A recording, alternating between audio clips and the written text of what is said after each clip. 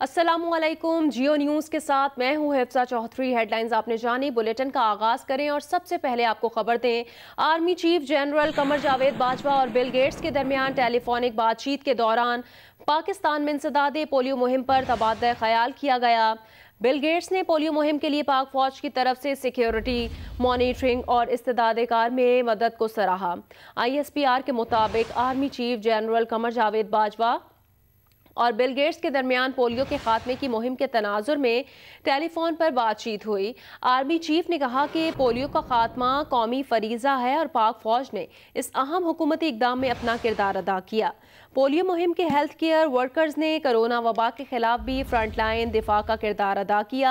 Army chief ने कहा कि कोरोना के बावजूद आइंदा हफ्तों में इंसदादे पोलियो मुहिम शुरू की जाएगी।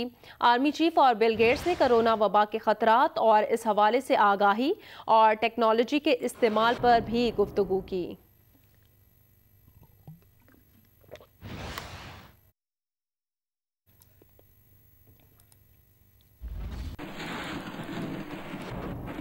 खबर दें आपको, तोशाखाना रेफरेंस की समाअत आज फिर होगी। एहतसाब अदालत ने आज साबिक सदर आसिफ अली जरदारी को पेश होने का हुक्म दे रखा है। दीगर मुल्जिमान साबिक वज़राए आज़म नवाज शरीफ, यूसुफ रजा गिलानी, अनवर मजीद, अब्दुल गनी मजीद को भी पेश होने की हिदायत की गई है।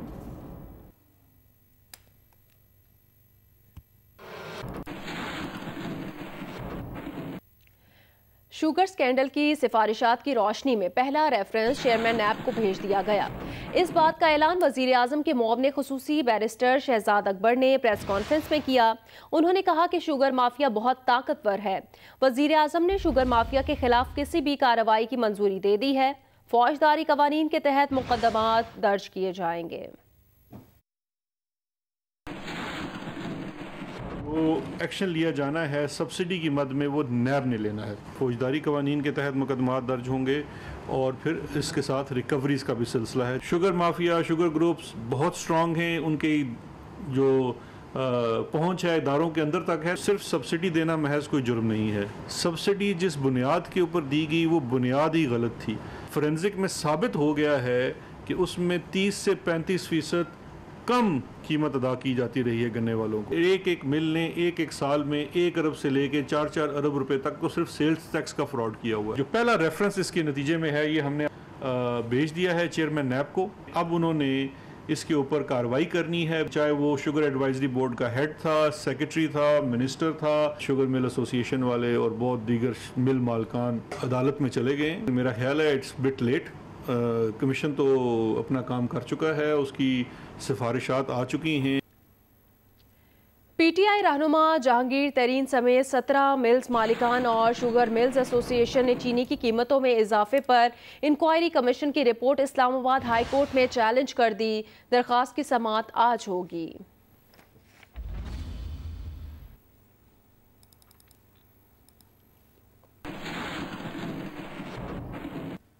खबर दें, लाहौर में आज भी पेट्रोल की किल्लत है। जिन पेट्रोल पंप्स पर पेट्रोल दस्तयाब है वहां मोटरसाइकिल सवार को 300 रुपये से जायद का पेट्रोल नहीं दिया जा रहा। मजीद तफसील बताएंगी नुमाइंदा जियो न्यूज़ नवीन अली। जी, शहर लाहौर में दीगर शहरों की तरह आज भी पेट्रोल की किल्लत का सामना मुख्तलिफ जगहों पर देखने में आ रहा है। बहुत सारे पेट्रोल पंप्स तो ऐसे हैं जहां से पेट्रोल मिल रहा है लेकिन लिमिटेड। मोटरसाइकिल में 200 का, जबकि गाड़ी में 1000 रुपये से ज़्यादा पेट्रोल नहीं दिया जा रहा।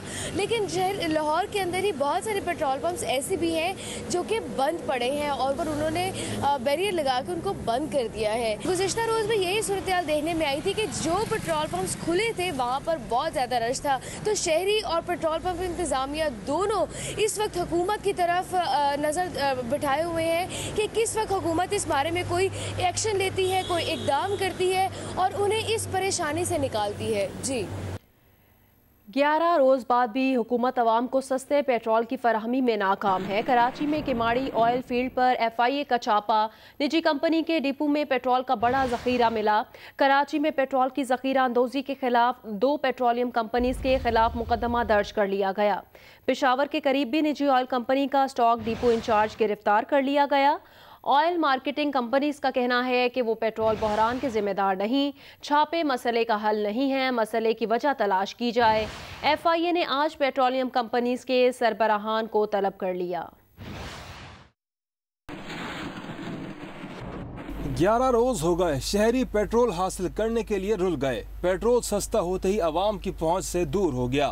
कराची में किमाड़ी ऑयल फील्ड पर निजी तेल कंपनियों की जानिब से पेट्रोल जखीरा करने पर जैक्सन थाने में सरकार की मुद्दत में मुकदमा दर्ज कर लिया गया।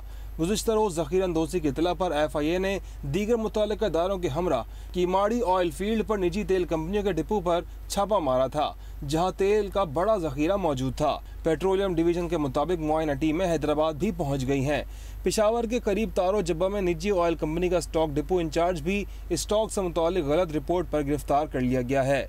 मुल्क में जारी पेट्रोल के बहरान पर वज़ीर-ए-आज़म की ज़ेर सदारत हंगामी इजलास हुआ। इजलास में वज़ीर तवानाई उमर अयूब और मुआविन खुसूसी नदीम बाबर ने वज़ीर-ए-आज़म को ऑयल कंपनियों के खिलाफ की गई कार्रवाई और FIA के जरिए तहकीकात से मुतालिक आगाह किया। वज़ीर-ए-आज़म ने हिदायत की कि ज़ख़ीरा अंदोज़ी में मुलव्विस कंपनियों से कोई रियायत ना बरती जाए। दूसरी जानिब ऑयल मार्केटिंग कंपनीज का कहना है कि हुकूमत ने रिफाइनरीज के लिए दरामद बंद की। तेल दरामद की इजाज़त मांगते रहे लेकिन नहीं दी गई। यौमिया तलब जायद हो जाए तो सारा ज़ख़ीरा फ़रोख्त नहीं कर सकते। ज़ख़ीरों में तेल होना मामूल की बात है। पेरिस क्लब ने पाकिस्तान का कर्जा मौखर कर दिया। पाकिस्तान का 1 मई से 31 दिसंबर तक कर्जा मौखर किया गया है। पेरिस क्लब ने G20 कर्जों से निजात के माहदे के तहत पाकिस्तान, चाड, इथियोपिया और जमहूरिया कॉन्गो के कर्ज की अदायगी मुअत्तल करने पर इतफाक किया है। एलामिये के मुताबिक इस सहूलत से पाकिस्तान को 1 अरब 10 करोड़ डॉलर का रिलीफ मिलेगा। G20 ममालिक भी कर्जों को मौखर करने की मंजूरी दे चुके हैं।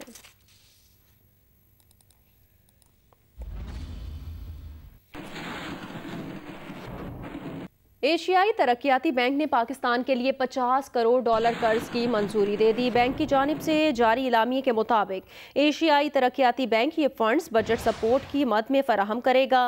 रकम कोरोना पर काबू पाने के लिए रिस्पॉन्स पर खर्च की जा सकेगी।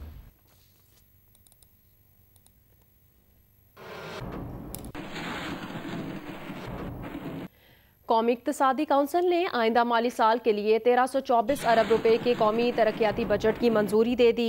विफाकी तरक्याती बजट के लिए 650 अरब और सूबों के तरक्याती बजट के लिए 674 अरब रुपए मुख्तस करने की मंजूरी दे दी गई।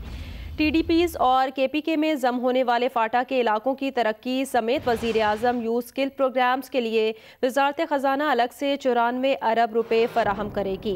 वज़ीर-ए-आज़म की ज़ेर सदारत कौमी इक़्तिसादी काउंसिल का इजलास हुआ, जिसमें चारों सूबों और गिलगित बल्तिस्तान के वज़राए आला, वज़ीर-ए-आज़म आज़ाद कश्मीर और वफाकी वज़रा ने शिरकत की। वज़ीर-ए-आज़म इमरान खान ने कहा कि हुकूमत की तरजीह ज़राअत, सेहत और तालीम के शोबों में बेहतरी लाना है।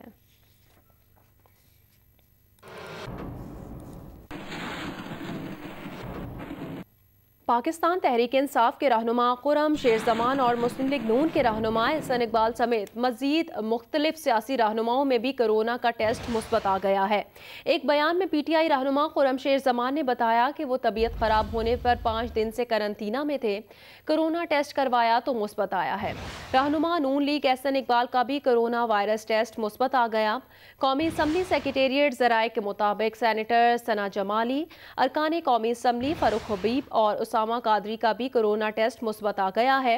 उधर वफाकी वजीर बराए साइंस और टेक्नोलॉजी फवाद चौधरी ने कहा कि मामला जितनी तेजी से हाथ से निकल रहे हैं, लगता है कि अरकान की बहुत बड़ी तादाद बीमार हो जाएगी।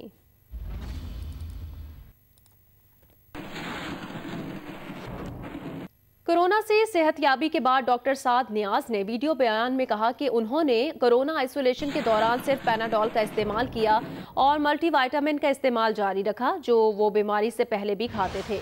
लोगों को चाहिए कि सोशल मीडिया पर फैली तजावीज़ पर कान मत धरें और इससे पहले डॉक्टर से मशवरा ज़रूर कर लें। क्या किया इस दौरान, ये पिछले जब मेरा टेस्ट पॉजिटिव आया, मैंने पैनाडोल का इस्तेमाल किया।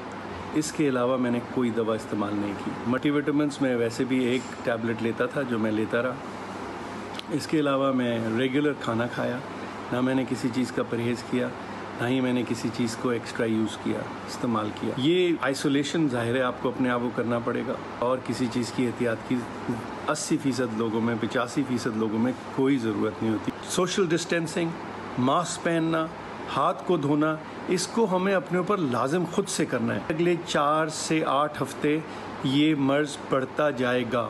तो खुदारा मेरी अपील है सबसे कि प्लीज़ इसको सीरियसली लें और कोशिश करें कि ये ज़्यादा से ज़्यादा सोशल एक्टिविटीज़ को जो है ख़त्म कर दें बिल्कुल। और जो काम की जो ज़रूरी आप जा भी रहे हैं तो वहाँ पे भी आप जो रेगुलर एहतियात है उसको ज़रूर जो है ना लाजिम करें अपने ऊपर।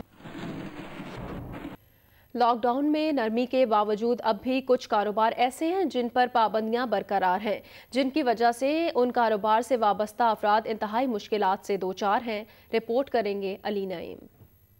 कोरोना वायरस के सबब लॉकडाउन में नरमी के बाद मखसूस औकातकार में मशरूत SOPs के तहत बेशतर कारोबार खोलने की इजाज़त दी जा चुकी है, लेकिन शादी ब्याह और दीगर तकरीबात पर आयद पाबंदियों के बाइस शादी हाल, लाइटिंग और इको साउंड के कारोबार से वाबस्ता अफराद 3 माह की पाबंदी के सबब शदीद मुश्किलात का शिकार हैं। हमारे साउंड सिस्टम, लाइटिंग, जनरेटर वाले जितने भी हमारे पूरे सिंध में जो लोग हैं, उन्होंने 110% इस कारोबार को बंद रखा। 3 माह हो गए और 3 माह में हमारे घरों का चूल्हा बंद पड़ा हुआ है। शादी हाल भी एक बहुत बड़ी इंडस्ट्री है जो बहुत बड़ा रेवेन्यू आपको देती है टैक्स की मद के अंदर, उसको भी खोला जाए। पाबंदी के हामिल कारोबार से वाबस्ता ताजिरों का कहना है कि उन्हें भी कारोबार करने की इजाज़त फराहम की जाए ताकि इस कारोबार से वाबस्ता अफराद के घरों के चूल्हे जल सकें। कैमरामैन अफजल खान के साथ Ali Naeem, Geo News, Hyderabad. Jang group और जियो के editor in chief Mir Shakilur Rahman की गिरफ्तारी के खिलाफ सहाफ़ियों के साथ साथ सियासी और समाजी तंजीमों और सिविल सोसाइटी की जानिब से एहतजाजी मुजाहरे किए गए। मुजाहिरीन ने मीर शकीलुर रहमान की फौरी रिहाई का मुतालबा किया। रावलपिंडी में जंग बिल्डिंग के बाहर आज़ादी गली में editor in chief Mir Shakilur Rahman की गिरफ्तारी के खिलाफ एहतजाज किया गया। एहतजाज में सहाफ़ियों समेत सियासी तंजीमों और सिविल सोसाइटी के अफराद ने मीर शकीलुर रहमान की गिरफ्तारी को गैर कानूनी करार देते हुए उनकी फौरी रिहाई का मुतालबा किया। लाहौर में डेविस रोड पर मीर शकीलुर रहमान की रिहाई के लिए एहतजाज किया गया। एहतजाजी मुजाहरे में शरीक जंग और जियो के कारकुनों ने मीर शकीलुर रहमान की गैर कानूनी गिरफ्तारी और मुसलसल हिरासत में रखने की शदीद मजम्मत की। मुजाहिरीन का कहना था कि मीर शकीलुर रहमान आज़ादी सहाफ़त की रोशन अलामत हैं। पेशावर में एहतजाजी मुजाहरा जंग, जियो और दी न्यूज़ के दफातर के सामने किया गया। मुजाहरे में जंग, जियो के सहाफ़ियों और कारकुनों समेत मुस्लिम लीग नून के सूबाई नायब सदर फजलुल्लाह दाऊद जई ने भी शिरकत की। मुजाहिरीन से खिताब करते हुए उन्होंने कहा कि सहाफ़ियों को इंतकामी कार्रवाइयों से नहीं डराया जा सकता। उनका कहना था कि मीर शकीलुर रहमान को इंतकाम का निशाना बनाया जा रहा है। कोयटा में जंग बिल्डिंग में होने वाले एहतजाजी मुजाहरे में जंग और जियो के कारकुनों की बड़ी तादाद ने शिरकत की। मुजाहिरीन ने मीर शकीलुर रहमान की अदम रिहाई की मजम्मत करते हुए कहा कि मीर शकीलुर रहमान की रिहाई तक जिद्दोजहद और एहतजाज का सिलसिला जारी रहेगा। बहावलपुर में प्रेस क्लब में एहतजाज किया गया। सहाफ़ियों ने मीर शकीलुर रहमान की गैर कानूनी गिरफ्तारी के खिलाफ नारेबाजी की। सीनियर सहाफ़ी अमीन अब्बासी और राशिद हाशमी ने कहा कि 3 माह गुजर जाने के बावजूद नैब अभी तक मीर शकीलुर रहमान के खिलाफ कोई भी केस बनाने में नाकाम रहा है। सुप्रीम कोर्ट से मीर शकीलुर रहमान की गैर कानूनी गिरफ्तारी के खिलाफ नोटिस लेने की अपील की है।